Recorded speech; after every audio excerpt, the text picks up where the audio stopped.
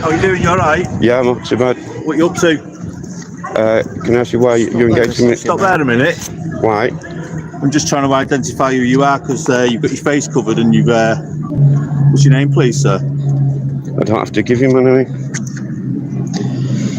Okay, well, at this moment in time, we believe that you might well be wanted. Okay. Well, we'll cross that bridge in a minute once we've confirmed it. So that's why we need to identify who you are. It's all right. We'll do it another way. Just bear with us a second. You start with your first name, please, sir. Don't believe I have to provide your name. Okay. Well, I believe that you're wanted, right? Okay. Just by your description alone, right? So I believe that you're wanted off a briefing that I've received today, right? So we can do it one or two ways. Wanted for what? Well, wanted for an offence. What offence? Well, wanted for an offence of harassment, actually. So I need to check you out in order to see A, if it is you, or B, if it isn't you, right? And if it isn't you, I'll bid you good day and off you go. From the very first exchange, the officer's approach is deeply flawed. He claims the auditor matches the description of a wanted person based on a vague morning briefing, yet provides no actual description, no specific offense, and no concrete facts. Instead of lawful policing, we see immediate pressure for personal details based purely on assumption. This is not evidence-based policing, it's fishing with authority, and it sets the tone for everything that follows. So if we start with your first name, or are we going to have to get a fingerprint scanner down here and find out who you are, or take you down to custody to try and identify you because you refuse to give me details? I haven't committed an offence. Okay, so if you haven't committed any offences, can I start with your first name, please, sir? I don't need to give you my first name. Okay, well, I believe you to be Christopher Green, and I'm detaining you currently. I am not Christopher Green. Right, okay, that's fine. You'll be that's fine, arrested. but you're currently being detained up until the point that I can establish who you are. You're refusing to give me some details, so I need to establish who you are. Please ask you to identify yourself? Yeah, I'm PC 17768 Neil Williams. And you, please? Sergeant 15563. Thank you. Right, which okay, station? Can we make Western it nice and easy for us and start giving just the first name, please? Can I ask you which station you're from? Yeah, I work at Withenshaw Police Station, work part of the X Department and part of the Transport Unit for Great Manchester Police. Thank you. Okay? Yep. So we're going to start with your name then, please. And if there's nothing wrong, then we'll send you on your way. When the auditor calmly refuses to give his name, the officer responds with, "If it's not you, I'll let you go."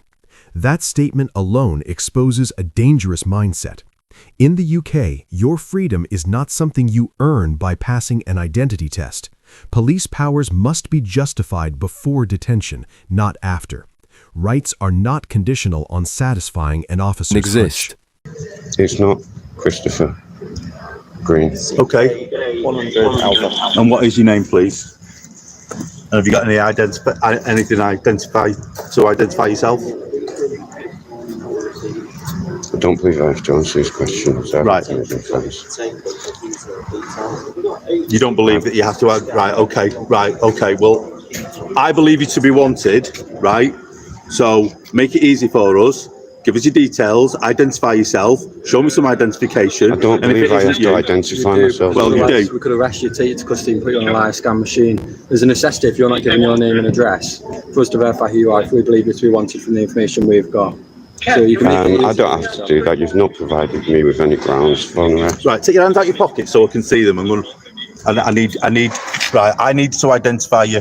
I'm trying to make it easy for you here, sir. So what I want, I'm not in any threat to you. No, not at all. No, I'm not. You had your hands in your pockets, and I don't know who you are. The situation escalates when the officer suddenly declares, "I believe you are Christopher Green," despite the auditor clearly stating he is not. At this point, it becomes obvious this is no longer about identifying a suspect, it's about control. The auditor shows no aggression, no evasiveness, and no threatening behavior, only a lawful refusal to provide personal details without grounds. Up until the point that you identify yourself, make it easy for us, and if it isn't you, and I can establish who you are, and I can clearly identify you, then I'll send you on your way. Right, okay. But by you being obstructive at the moment... I'm not being obstructive. Well, you are, because you're refusing to provide some details. No, because I don't believe lawfully that I have to give you those details because I haven't committed any offence of harassment. I'm sorry. Right, okay. Well, I believe you to be wanted, so I want you to, I need you to identify yourself in order for me to make those inquiries. And once I make those inquiries and find out that you are either wanted or you're free to go, I will then send you on your way. Okay? Oh, no, don't, excuse me, I'm speaking. You've asked me whether I'm Christopher Green, and I've said I'm not Christopher Green. Right, and all I'll say to you is, identify yourself, because, stop giving me orders. I'm the police here. Speak to me respectfully. I have done, I've tried. Speak to me respectfully. What I'll say to you is, you're not going anywhere up until the point that I can clearly identify you, okay? Right, but please continue to speak to me respectfully. Okay, so what's your name, please? To speak to you, always respectfully. Your name, please. Publicly stating a full name of a supposedly wanted person is deeply concerning. Under UK GDPR and the Data Protection Act 2018, law enforcement must handle personal data with care. Naming someone as a suspect without confirmation is unnecessary, potentially defamatory, and reckless. When challenged on legal grounds, the officer deflects, suddenly focusing on hands in pockets instead of lawful justification. I'm not giving you my name. Right, have you got any ID on you? I'm not.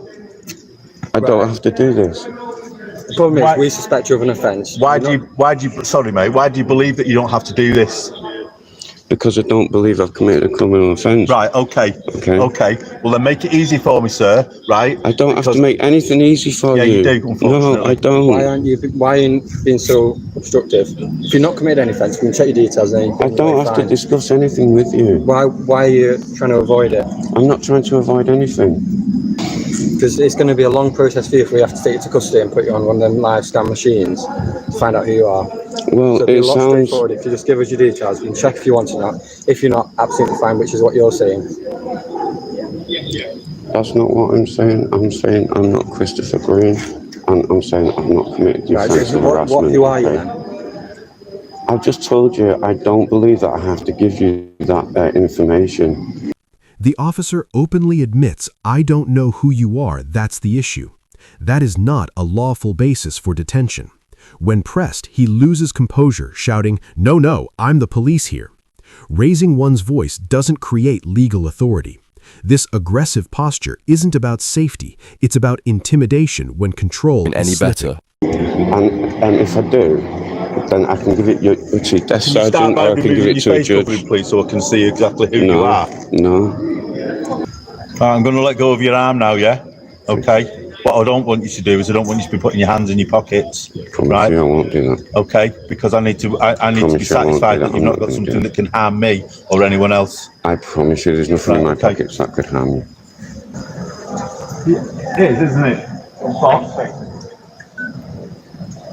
Boss. Do you want to go and have a look at that picture upstairs? So guys, it looks like I'm going to be arrested here. We'll just turn this off. Right, you're under arrest on suspicion of harassment.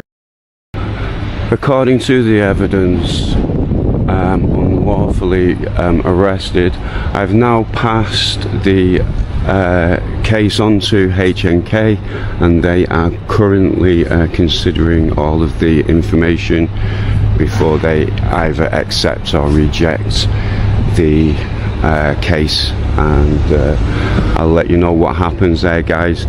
The officers then resort to threats of custody, live scan machines, and drawn-out processes. This is punishment for non-compliance, not enforcement of the law. Knowing your rights is not obstruction. Using inconvenience and fear as leverage is a serious failure in training and accountability. Good policing relies on lawful grounds, not coercion when challenged. Despite no offense and no legitimate suspicion, the auditor is arrested, a textbook abuse of power. But this story didn't end on the pavement. H&K Solicitors took on the case, and the auditor later confirmed he won his claim. That outcome matters. It proves that unlawful policing has consequences and that accountability still exists when rights are defended.